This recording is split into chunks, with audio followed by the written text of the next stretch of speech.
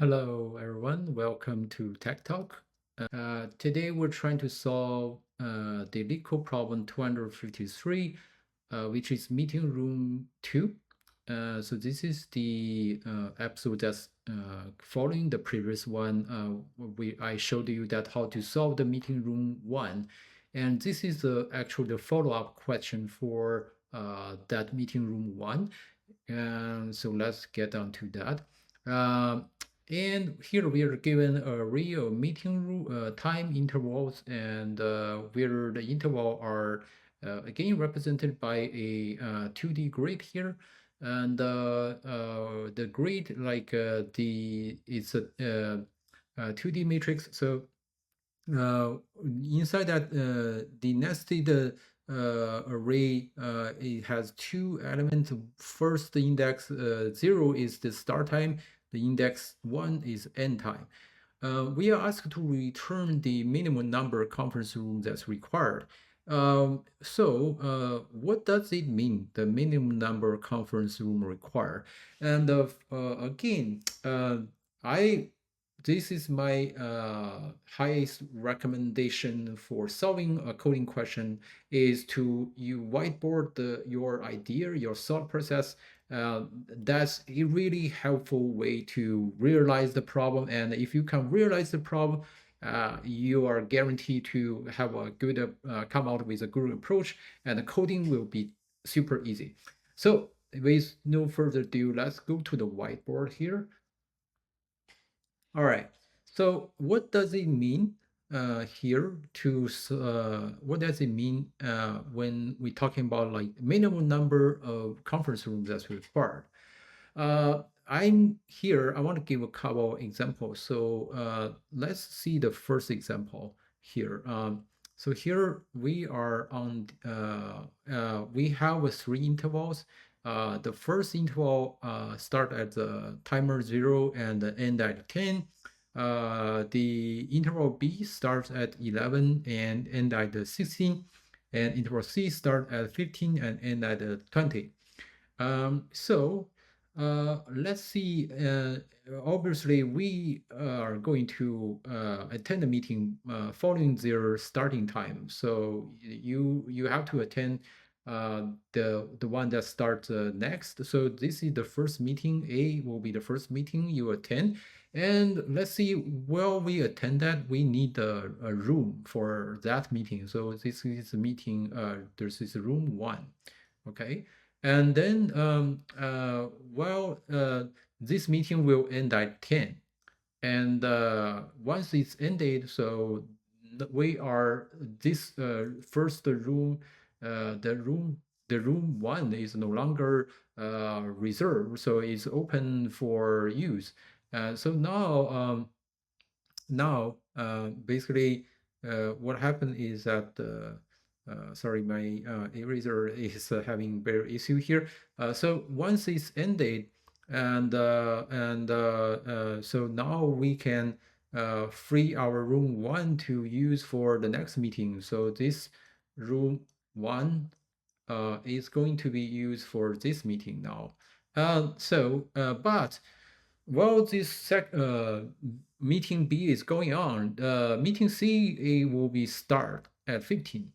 So, but this room 1 is still not open. So, which means we need the room 2 for the meeting C. So you can see we need the minimum number of the meeting room is 2. The meeting rooms that we needed, this is the minimum number of meeting room is 2. Okay, so that's easy to understand. And then let's see another example. Here we have a meeting A, which starts at 0 and end at 30. The meeting C is start 5 and end at 10. And meeting C is start at 15 and end at 20. Okay. We still need to attend the first meeting. So, and this is room 1. Okay. and this meeting room 1 is reserved for this one. And then we need to at 5 at the minute 5 we need to we have a room meeting start for B. Now we need a room 2 for meeting B. So at 10, once we reach 10th minute, so meeting B is finished. Meeting B is finished, but meeting 8 is still going on. So the room 1 is not free. Now, but the room 2 after 10 is free. And then we have meeting C starts at 15th minute. So our room 2 now can be assigned to C. So you can see here again, the minimum number of meeting room we need is 2. So this is how we basically calculate the room that's needed. And now we can go to the approach part. Okay, so let's talk about the approach that we want to use to solve this problem. Same as the meeting room 1, the first step we needed is to sort the interval based on its start time. So after sorting, it becomes 0, 30, 5, 10, 15, 20. And now the question is, what kind of data structure that we want to use to solve this? Ideal data structure is a min heap to solve this. What is min heap? So I kind of like give you a brush up on this is that min heap is a balanced binary tree. With a balanced binary tree tend to have the weight is spread equally on its left side and right side. However, the only thing is that the last at the leaf node level. Now the leaf node level it may not necessarily be a full tree. So basically, you can yeah, so like this one you can like at the last level you could have instead of 4 children node you can have 3. So with the far right branch you don't have a children node, so that is fine. But a min heap, the thing is, all the elements, the smallest element will be showing at its root level, at the top level always, because the heap, what happens as you insert a new value, the heap is going to do something called heapify. Basically, it will basically sort itself. So I would just say like it will sort itself so that the smallest value will be always showing on the top level. Okay, why this is helpful? Because think about it, we want to know um, when we want see how many meeting room that needed. Basically, we want to know if a current meeting that's in process, when is the current meeting is going to finish? So here, this meeting is going to finish at 30. Here, this meeting is going to finish at 10, and this meeting is 20, right? So if a meeting finish, let's say it's finished at 10, and then the next meeting starts at 15, so that's no problem. So this meeting room is free now, and we can use it for the next meeting. But this, if a meeting finish at 30, now we cannot use this meeting room. We cannot use this meeting room for the meeting start at 15. So this could be helpful for us. So if we see we use the heap to store the every meeting's end time. So and this is the first meeting, this is second, this is third meeting. So we store 30, and obviously if the tree, this is the first element we added 30 is going to be the minimum value. Now next meeting we check the start time is 5. Now 5 is smaller than 30. So then we cannot remove this yet. So instead we have to add 10. We insert 10 into this into this heap, now what happens? So basically, it's going to heapify the heap is going to heapify. So now 10 is the smallest, and the 30 get moved down. So 10 is the next this meeting's end time. So and then we see there's and we saw that uh, the meeting C is going to start.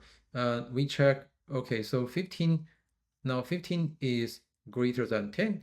Okay, so now this meeting can be removed. This meeting, so basically we just we pop it, remove the 10, and then we insert the meeting C's end time, which is 20.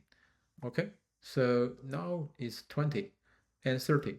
And now at the end, this will become our answer because now there's a two element in the heap. So we know that two is the minimum meeting room that's needed. Yeah, so I think as far as the approach should be at this moment should be crystal clear. And now we can go to the code. So the code should be fairly easy to understand. So what happens is that as I talk about, first step will be sorting the interval. Here we are sorting the array based on its start time. Note that so this one is sorted by its zero index position. So so this is zero index, and so once it's once it's sorted, so everything it will be follow the order that the next meeting starts, and then the meeting starts after will be following that, and we now initialize the min heap. So in Java, the min heap is represented by a priority queue. And so what we will insert into the queue the end time for the first meeting, and then start from there. We will iterate the rest of the meeting. So uh, if the if the current meetings for the current meeting start time actually is at or after last meeting's end time, then we can free that meeting room by, so this is done by pulling, basically remove the top element from the heap. And then every step we will also insert the current meeting's end time, so we can repeat this process. And at the end, our answer will be the heap size. So let's move to the time complexity analysis part. The time complexity, we have seen this sorting first of all. So the sorting will be taking is the sorting basically is a big part. So and because sort it will be taking, because sort is basically O n log n, right? And that's the time complexity. But then we have a heap, and the heap and the heap. So every time you do you insert something that's going to take you insert something that's going to take a log n, and and we could so technically the time, because we are inserting the end time for all the elements. So it's, which is also a O n log n. And so in overall, this is basically O n log n as the time complexity. And space space basically So the space basically we store, because we store the elements, the ending time for each meeting in the heap. So that is on. And yeah, so that is how we solve this problem.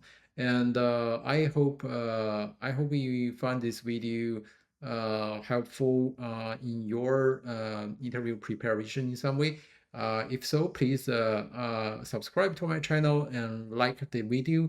That would be really helpful for me to create new ones. Thank you so much.